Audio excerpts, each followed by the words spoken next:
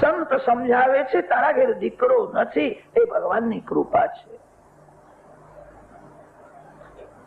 દીકરો મૂર્ખ છે, પાપ કરે છે, તું ડાયો થઈને દીકરાના પાછળ પડે, એ તું મૂર્ખ છે, તું બધું સમજે છે, એના પાછળ કેમ પડે છે? અંગરાજાએ વિચાર કરવા, મહારાજ કે છે વાત સાચી છે, મારો દીકરો મૂર્ખ છે, તે પાપ કરે છે, અને હું તો ડાયો થઈને એના પાછળ પડું છું, પાપ કરું છું. જે મારું કયું કરતો નથી, જે મારો તિરસ્કાર કરે છે, તે પુત્રમાં હું મમતા રાખું છું. અંગરાજાએ સંતને કહ્યું કે મહારાજ, મારે હવે શું કરવાનું? શું કરવાનું? ઘરને હાથ જો, તું આ ઘરમાં રહીશ, આ ઘરમાં તારું મરણ થશે તો યાદ રાખજે, આ ઘરમાં જ તારે ફરીથી જન્મ લેવો પડશે. પુત્રમાં તારી મમતા બહુ છે, અને તે મમતા દૂર કરવા માટે એક જ ઉપાય છે, ઘર છોડી દે. તારો છોકરો સુધરવાનો નથી, એનો મોહ છોડી દે. તારું મરણ સુધરે એવી ઈચ્છા હોય તો ઘર છોડીને ગંગા કિનારે જા, આ ઘરમાં રહીશ તો તારું મરણ બગડશે. અંગરાજા વિચાર કરે છે, ખરું બોલે છે, મારો પુત્ર મૂર્ખ છે, હું ડાયો છું. એ મૂર્ખ થઈને પાપ કરે છે અને હું ડાયો થઈને પાપ કરું છું. મને એના પાછળ પડવાની શી જરૂર છે? ભગવાન બધાને સદબુદ્ધિ આપે, ભગવાન સર્વનું કલ્યાણ કરે. ઘરમાં બધા સૂતેલા હતા, મધ્યરાત્રિના સમયે ઘરને હાથ જોડ્યા છે. મારું ઘર ભગવાનના ચરણમાં છે, હવે હું જઉં છું. કોઈને કહ્યું નહીં. રાજમહેલનો ત્યાગ કરીને ગંગા કિનારે ગયા. આદિનારાયણ પરમાત્માનું આરાધન કરીને કૃતાર્થ થયા છે. વેન ગાદીમાં બેઠો. વેન રાજાના રાજ્યમાં પ્રજા બહુ દુઃખી થઈ. વેન ધર્મને માનતો નથી, ઈશ્વરને માનતો નથી. બ્રાહ્મણો વેન રાજાને સમજાવવા માટે ગયા. વેન રાજાએ માન્યું નહીં, બ્રાહ્મણોને મારવા માટે દોડે. બ્રાહ્મણો પાસે મંત્ર શક્તિ હતી, ત્યારે બધા બ્રાહ્મણોના ચરણમાં વંદન કરતા હતા. યંત્ર કરતા પણ મંત્ર શ્રેષ્ઠ છે. 1000 યંત્રથી જે કામ થતું નથી, એ કામ એક મંત્રથી થાય. મહાભારતમાં વર્ણન આવે છે, દ્રોણાચાર્યએ બ્રહ્માસ્ત્ર છોડ્યું. બ્રહ્માસ્ત્ર ગાયત્રી મંત્રથી બને છે. બ્રાહ્મણો પાસે એવી મંત્ર શક્તિ હતી. આ યંત્ર યુગમાં મંત્ર શક્તિ હવે રહી નથી. યંત્ર યુગમાં પવિત્રતા નથી. પવિત્રતા ન હોય તો મંત્ર સફળ થાય નહીં. મુખમ દગ્ધમ પરાન્નેન હસ્તૌ દગ્ધૌ પ્રતિગ્રહણ પરસ્ત્રીભિર મનોદગ્ધમ. ગમે તેના હાથનું ખાય, ગમે તેના હાથનું પાણી પીએ, એને મંત્ર કેવી રીતે સિદ્ધ થાય? કલયુગમાં પવિત્રતા રહી નથી, અને તેથી મંત્ર સિદ્ધિ થતી નથી. યંત્ર કરતા પણ મંત્ર શ્રેષ્ઠ છે. યંત્ર સુખ આપે છે, વાત સાચી છે. યંત્ર દુઃખ પણ આપે છે. યંત્ર કોઈ વખત વિનાશ પણ કરે છે, મંત્ર કોઈ દિવસ વિનાશ નહીં કરે.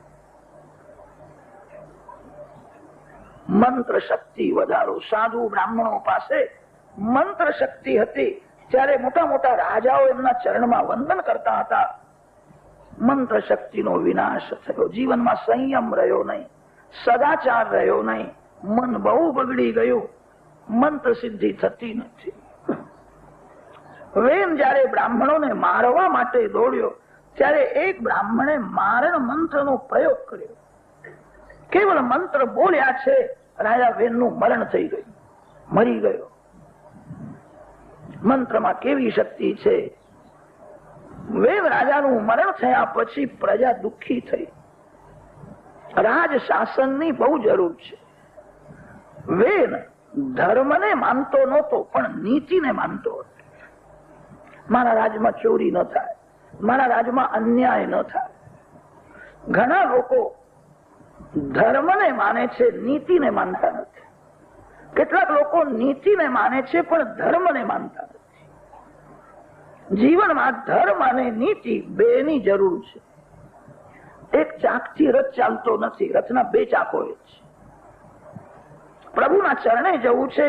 જીવનમાં ધર્મની જરૂર છે. મનને શુદ્ધ રાખવા માટે ધર્મ છે અને ધનને શુદ્ધ રાખવા માટે નીતિ છે. અર્થોપાર્જનમાં નીતિની જરૂર છે. કેટલાક લોકો ગમે તે રીતે પૈસો કમાવે છે, પાપથી અન્યાયથી પૈસો કમાવીને દાન કરે છે.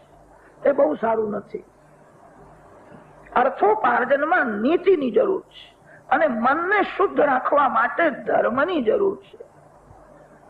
શાસ્ત્રોમાં વર્ણન છે, જે ધર્મને નીતિનો સાથ નથી એ ધર્મ વિધુર છે. જે નીતિમાં ધર્મ નથી એ નીતિ વિધવા છે. ધર્મમાં નીતિની જરૂર છે, નીતિમાં ધર્મની જરૂર છે. વેદ રાજા ધર્મને માનતો નહોતો, નીતિને માનતો હતો. વેદનું મરણ થયા પછી ચોરીઓ બહુ થવા લાગી, અન્યાય થવા લાગ્યો. બ્રાહ્મણનો અવતાર સમાજને સુખ આપવા માટે. બ્રાહ્મણો ભેગા થઈને વિચાર કરવા લાગ્યા, રાજા વેદ હતો તે સારું હતું, રાજા વિના પ્રજા દુઃખી થાય છે, આ વંશનો વિનાશ ન થાય. બ્રાહ્મણો પાસે એવી મંત્ર શક્તિ હતી. બ્રાહ્મણોએ વેદ રાજાના શરીરમાંથી પાપ બધું બહાર કાઢ્યું. શરીરમાં 3 ભાગ હોય છે. પગથી દૂટી સુધીનું જે અંગ છે એને અધમાંગ કહે છે. દૂટીથી ગળા સુધીનું જે અંગ છે એને મધ્યમાંગ કહે છે. ગળાથી ઉપરનું જે અંગ મસ્તક છે એ ઉત્તમાંગ છે. દૂટીથી નીચેનો ભાગ એને અધમાંગ કહે છે. અધમાંગમાં જ બધું પાપ હોય છે.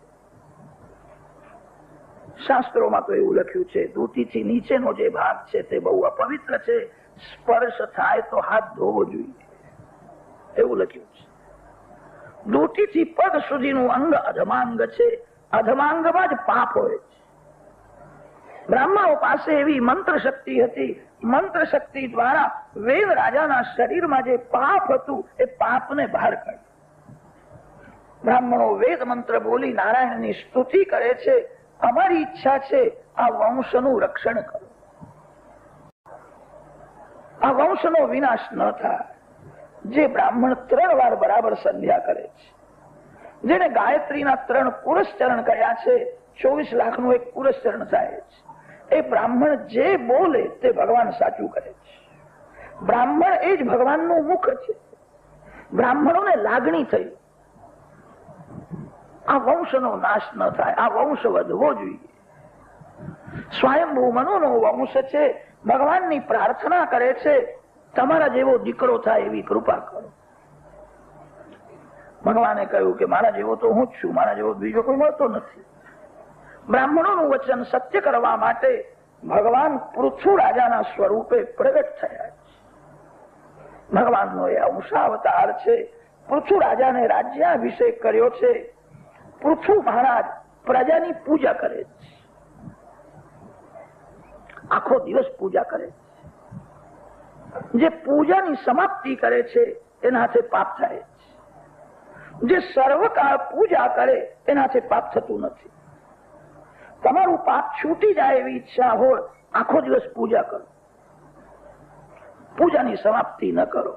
કદાચ તમને શંકા થશે, મહારાજ આખો દિવસ પૂજા કરવાની, અમારે પ્રવૃત્તિ બધી છોડવી પડશે. પ્રવૃત્તિમાં પણ પૂજા કરો. ભગવાનની પૂજા કેવલ મંદિરમાં જ થાય છે એવું નથી.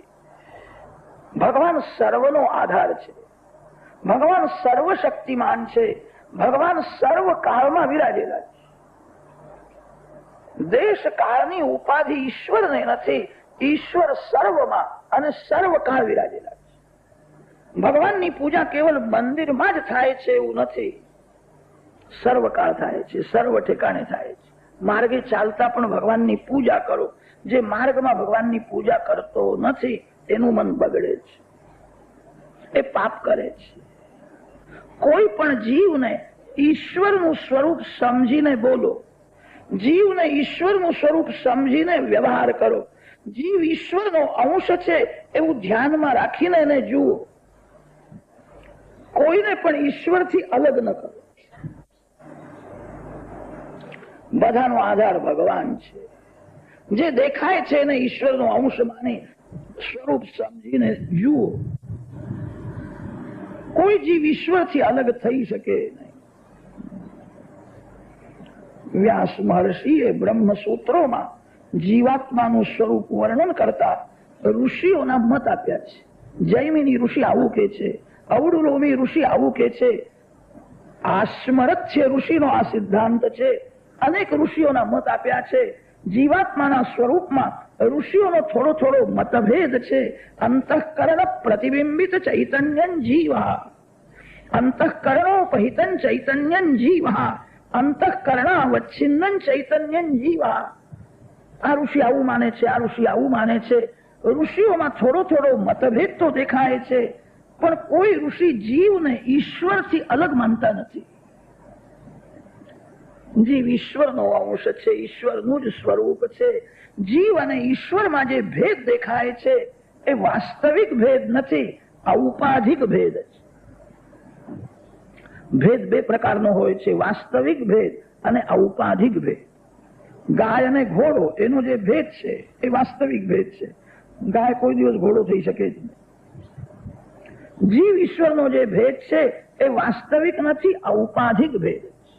ડાંગર અને ચોખામાં જેવો ભેદ છે એવો જીવ ઈશ્વરનો ભેદ છે. ડાંગર એ ચોખા છે, ચોખા એ ડાંગર છે. ચોખાનો ભાત થાય, ડાંગરનો ભાત થતો નથી.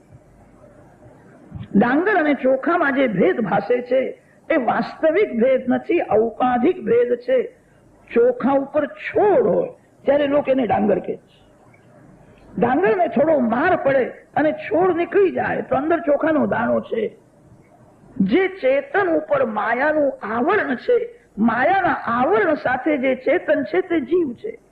જેને માયાનો સ્પર્શ નથી, માયા રહિત જે ચેતન છે તે ઈશ્વર છે. જીવ અને ઈશ્વરમાં વાસ્તવિક ભેદ નથી, ઔપાધિક ભેદ છે. જે ચેતન ઉપર માયાનું આવરણ છે એને જીવ કહે છે. જેને માયાનો સ્પર્શ નથી, માયા રહિત શુદ્ધ ચેતન એ જ ઈશ્વર છે. કોઈ પણ જીવને ઈશ્વરથી અલગ ન કરો. જીવને ઈશ્વરનું સ્વરૂપ સમજીને બોલો. જીવને ઈશ્વરનું સ્વરૂપ સમજીને વ્યવહાર કરો, તમારું પાપ છૂટી જશે. કેટલાક લોકો મંદિરમાં તો ભક્તિ કરે છે, પણ મંદિરમાંથી બહાર નીકળ્યા પછી એમને ભગવાન દેખાતા નથી. એમને મંદિરમાં મૂર્તિમાં ભગવાનની ભાવના થાય છે, પણ માનવ શરીરમાં ભગવાનની ભાવના થતી નથી. માનવમાં ભગવાનની ભાવના કરે તો જગતનું ઘણું દુઃખ ઓછું થઈ જાય. માનવમાં ભગવાનની ભાવના કરે તો મન બગડે નહીં. માનવ એવું સમજે છે મંદિરમાં જ ભગવાન બેઠા છે. જે ભગવાન વૈકુંઠમાં છે, જે ભગવાન મંદિરમાં છે, એ ભગવાન પ્રત્યેક માનવ શરીરમાં પણ છે. તમારા આંખને જોવાની શક્તિ ભગવાન આપે છે, સાંભળવાની શક્તિ ભગવાન આપે છે. અંદર ભગવાન ન હોય તો માનવ કાન હોવા છતાં બહેરો થઈ જાય. અંદર ભગવાન છે તે ઇન્દ્રિયોને શક્તિ આપે છે. પ્રત્યેક માનવને ભગવદ ભાવથી જુએ. કોઈ પણ જીવને ઈશ્વરથી અલગ ન કરો. તમને બહુ શાંતિ મળશે. જ્ઞાનથી શાંતિ મળે છે. જીવ દુઃખી થાય છે એનું કારણ અજ્ઞાન હોય છે. ઘરના બધા જીવોને ઈશ્વરનું સ્વરૂપ સમજીને વ્યવહાર કરો. તમારા ઘરમાં ઝઘડો થશે નહીં. ઘરમાં જે જીવ છે તે બધા જ ઈશ્વરના સ્વરૂપો છે. અનેક વાર એવું થાય છે, છોકરો નુકસાન કરે, છોકરો ભૂલ કરે તો માતા પિતા હસે છે. માતા પિતાને જરાય ખોટું લાગતું નથી, છોકરો મારો છે. છોકરો નુકસાન કરે છે, ભૂલ કરે છે, જરાય દુઃખ થતું નથી. કદાચ નોકર નુકસાન કરે તો, નોકર કઈ ભૂલ કરે તો ક્રોધ આવે છે. કેટલાક નોકરને સંભળાવે છે, તને અક્કલ નથી, તું મૂર્ખ છું. લાકડીનો માર ભૂલાય, શબ્દનો માર ભૂલાતો નથી. કોઈને પણ શબ્દથી મારશો નહીં. નોકર સાંભળશે, એને દુઃખ થશે, મારી ભૂલ થઈ ત્યારે મને ગાળો આપીએ છીએ. દીકરો ભૂલ કરે છે ત્યારે માનવને દુઃખ થતું નથી.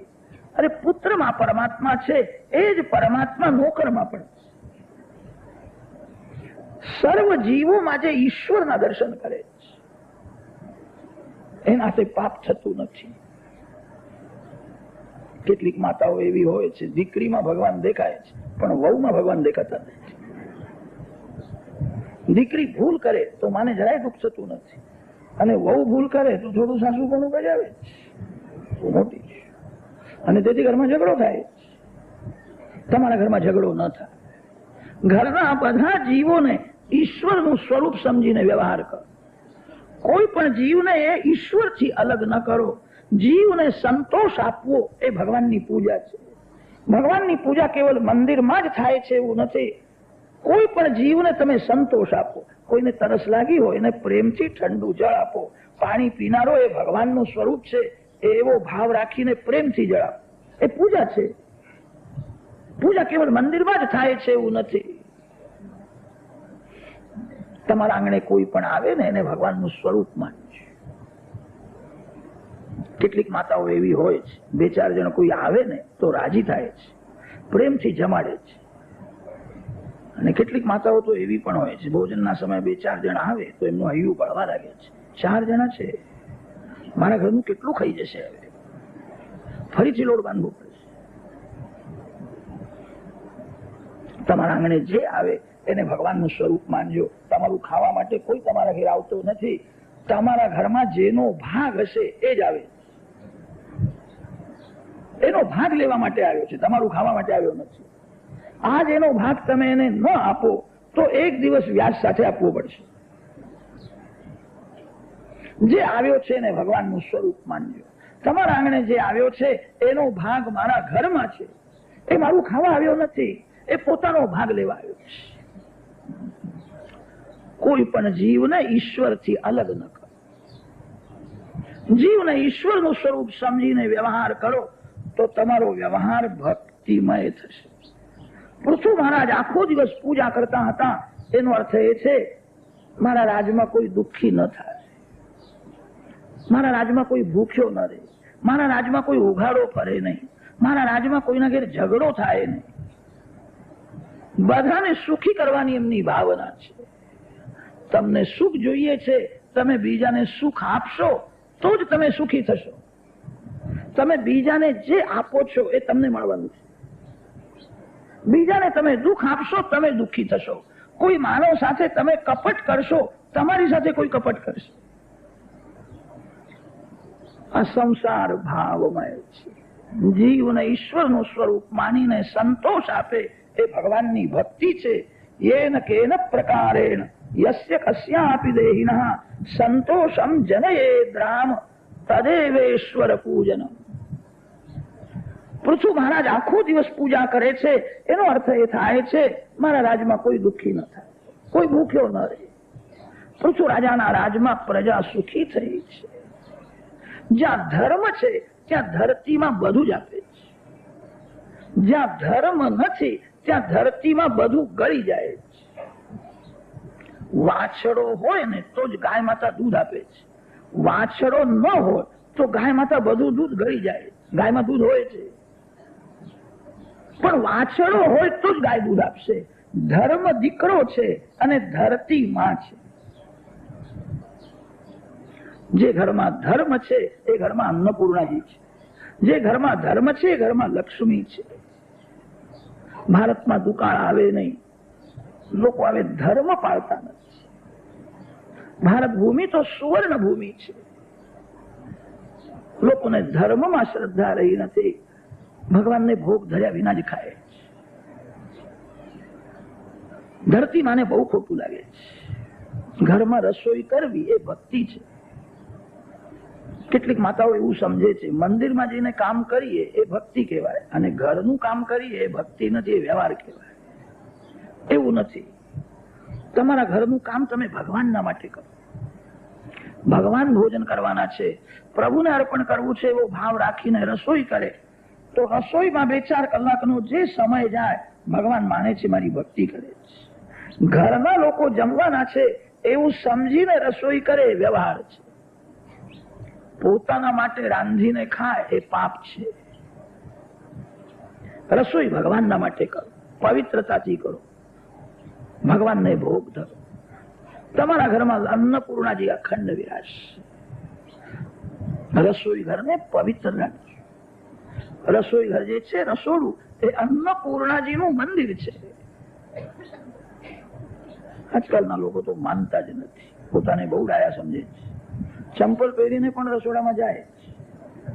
અમે તો સુધર્યા જ, સુધર્યા કે બગડ્યા એ ભગવાન જાય.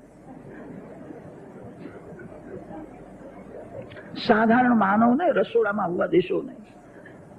સાધારણ માનવ અન્ન જળને સ્પર્શ કરે, સાધારણ માનવની નજર પડે તો અન્ન બગડે. બજારનું તેથી ખાવાની ના પાડી છે. બજારની જે વસ્તુ છે એના ઉપર અનેકની નજર પડે, દૃષ્ટિ દોષ આવે છે. બજારનું ખાશો નહીં. મને એવું લાગે છે કે તમે કોઈ ખાતા નથી, એવું જ લાગે. ભાગવતની કથા સાંભળો છો અને ખાતા હશો તો આજથી છોડી દેજો. બહુ થયું. કથા હસવા માટે નથી.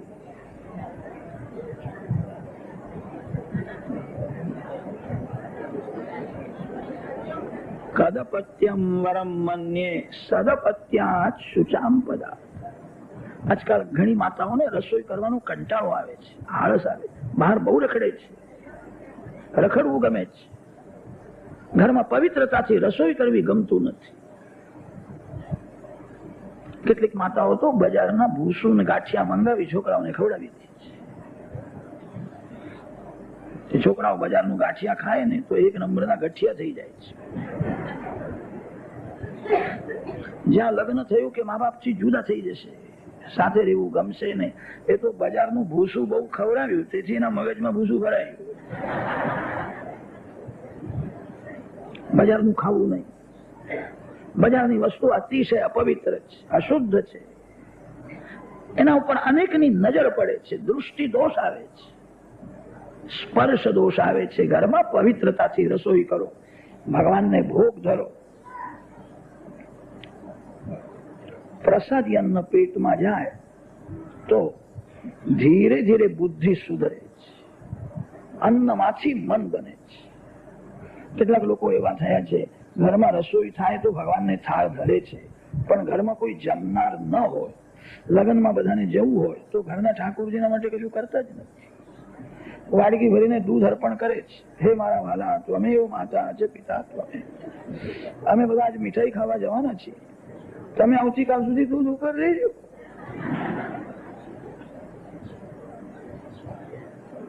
ભગવાન ઘણા દિવસ સહન કરે છે અને કોઈ વખત નારાજ થાય તો ફટકા પણ મારે છે, મને દૂધ ઉપર રાખે અને આ મીઠાઈ ખાવાનું છે. પેલા નિમોનિયા તાવને ભગવાન કે છે બહુ ખાખા કરે છે, જાય એને મળવા આવે. એવો તાવ આવશે કે ડાક્ટર આવીને કહે છે કે હવે ડબલ નિમોનિયો થાય એવું લાગે, એને અનાજ આપશો નહીં, એને 15-20 દિવસ અમે દૂધ ઉપર જ રાખવું પડશે. ભગવાન કહે છે તું મને 1 દિવસ દૂધ ઉપર રાખે તો હું તને 1 મહિનો દૂધ ઉપર રાખીશ. તું ક્યાં જવાનો હતો? ભગવાન ઘણા દિવસ સહન કરે છે. આવું ન થાય. ઘરમાં પવિત્રતાથી રસોઈ કરો. રસોઈ કરવી ભક્તિ છે. રસોઈ કરો ત્યારે ભગવાનનું સ્મરણ કરતા કરતા કરો. રસોઈ કરનાર પવિત્ર હોવો જોઈએ. રસોઈ કરનાર સિનેમા જોતો હોય તો રસોઈ કરતા કદાચ એને સિનેમાના ચિત્ર યાદ આવે તો એ અન્ન અશુદ્ધ થઈ જાય. રસોઈ કરો ત્યારે ભગવાનનું સ્મરણ કરતા કરતા કરો. ભગવાનના માટે કરું છું, બહુ પવિત્રતાથી રસોઈ કરો. કથા સાવધાન થવા માટે છે. આજ સુધી જે થયું તે થયું. કથા સાંભળ્યા પછી હવે સાવધાન. જે ઘરમાં ધર્મ છે એ ઘરમાં જ ભગવાન છે. જે ઘરમાં ધર્મ નથી એ ઘરમાં ભગવાન પણ નથી. લોકો થોડી ભક્તિ કરે છે પણ ધર્મ પાળતા નથી. જે ભક્તિમાં ધર્મનો સાથ નથી એ ભક્તિ ભગવાનને ગમતી નથી. ભક્તિ ધર્માનુકૂળ હોય એ જ ગમે છે. પરદેશની નકલ બહુ કરવા લાગે, પરદેશનું અનુકરણ બહુ કરવા લાગે. આપણા ધર્મને, આપણા વેદોને, આપણા ભારત ભૂમિને ભૂલવા લાગે. જ્યાં ધર્મ છે ત્યાં ધરતીમાં બધું જ આપે છે. વાછડો ન હોય તો ગાય માતા બધું દૂધ ગળી જાય. વાછડા માટે જેમ ગાય માતા દૂધ આપે છે તેમ ધર્મના માટે ધરતી અન્ન આપે છે. પૃથુ રાજાના રાજ્યમાં પ્રજા બહુ સુખી થઈ છે. પૃથુ મહારાજ યજ્ઞ કરે છે. યજ્ઞમાં દેવો પ્રત્યક્ષ પ્રગટ થઈને હવિર્ભાગ ગ્રહણ કરે છે. દેવો પવન આપે છે, દેવો પ્રકાશ આપે છે, દેવો અન્ન જળ આપે છે. દેવોની પૂજા કરો, દેવોના ઉપકાર ભૂલશો નહીં. દેવોને તમે માનશો તો દેવો તમને માનશે. કેટલાક લોકો એવું બોલે છે કે હું ઈશ્વરને માનું છું, દેવોને માનું છું, પણ મને પૂજા કરવાની ફુરસત નથી. જે પૂજા કરતો નથી એ માનતો જ નથી. જે ભગવાનને માને છે એ ભગવાનની પૂજા કર્યા વિના પાણી પણ પીશે નહીં. ભગવાનને હું માનું છું બોલવાથી શું લાભ છે? ભગવાનને જે માને એ ભગવાનની પૂજા કરે. પૃથુ મહારાજના યજ્ઞમાં દેવો પ્રત્યક્ષ પ્રગટ થઈને હવિર્ભાગ ગ્રહણ કરતા હતા. બ્રાહ્મણો પાસે એવી મંત્ર શક્તિ હતી. બ્રાહ્મણ જે દેવનો મંત્ર બોલે એ મંત્ર પૂરો થતા પહેલા તે દેવ યજ્ઞ મંડપમાં આવે. દેવ મંત્રાધીન અને મંત્ર બ્રાહ્મણના અધીન. જે બ્રાહ્મણ 3 વાર બરાબર સંધ્યા કરે છે, જે તપસ્વી છે એવો બ્રાહ્મણ જે દેવનો મંત્ર બોલે તે મંત્ર પૂરો થતા પહેલા દેવો યજ્ઞમાં આવતા. ભાગવતમાં એવું લખ્યું છે પૃથુ મહારાજ અગ્નિહોત્રી હતા. 4 કુંડનું અગ્નિહોત્ર રાખે.